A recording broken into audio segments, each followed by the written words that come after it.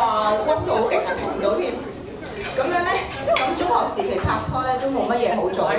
咁佢哋大多數時候咧都會咧係約出嚟圖書館嗰度讀書啦。咁你哋就以為佢哋真係讀書啦，其實原來佢哋都係病埋一個，靜靜雞耳泣啊！哇，太過分啦！細路仔千祈唔好學啊！咁到大學時期咧，佢哋入咗唔同嘅大學喎。咁而 William 咧仲去咗 Waterloo 咁遠添，咁啊唔係時時可以出到嚟陪阿 Steph 啦。咁阿 Steph 為咗解決呢個相思之苦咧，就叫你揸架車咧入去 William 咧，入去 Waterloo 嗰度，入去 Waterloo 嗰度咧就諗住俾個 surprise 阿 William。咁誰不知當阿 Stephanie 到咗門口，一推開房門口嘅時候，竟然見到阿 Will 攬住咗個電腦啊！原來阿 Will 掛住打機，都唔出嚟陪阿 Steph， 所以阿 Steph 咧就好嬲，仲刮咗佢一巴添，係幾巴？哎呀！咁阿 Will 咧都扭耳仔認錯，咁阿 Steph 都大人有大量原諒咗佢啦，最後尾。咁到大學畢業咗之後咧。咁佢哋都做咗幾年嘢啦，咁啊 Will 咧都覺得自己都事業有成啦，事業有成得嚟都好得戚啊！呢個樣。咁而阿 Steph 咧又好似好恨嫁咁樣喎，成個恨嫁樣啦，得啦。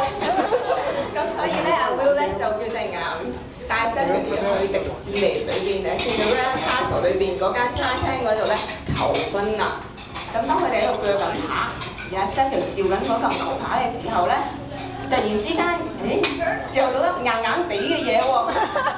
呢個聰明又恨嫁嘅 Steph 咧，都估到少少㗎啦。之後佢即刻鋸翻粒嘢出嚟，果然不出我所料，原來係隻曱甴嚟㗎。咁呢個時候咧，阿 Will 咧就好嬲，仲叫咗個侍應過嚟添。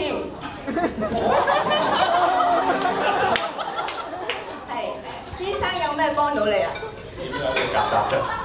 哎呀，唔好意思啊，我補翻個條文俾呢位小姐啦。好啊，咁當阿 Steph 咧一打開個蓋嘅時候，原來係隻玻璃鞋嚟嘅。玻璃鞋裏邊原來仲有隻閃到爆嘅戒指添。呢個時候阿 Steph 就，sorry，呢個時候阿 Will 就跪咗喺度，向阿 Steph 求婚啦。你快啲嫁俾我啦！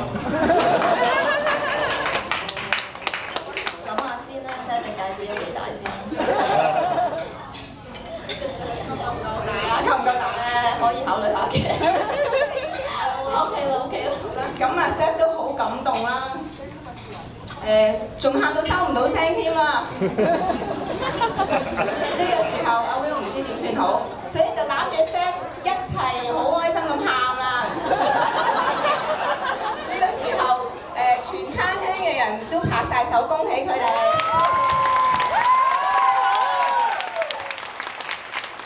咁我喺度都恭祝你哋好似童話故事裏邊嘅公主同王子咁樣，好開心，永遠係埋一齊。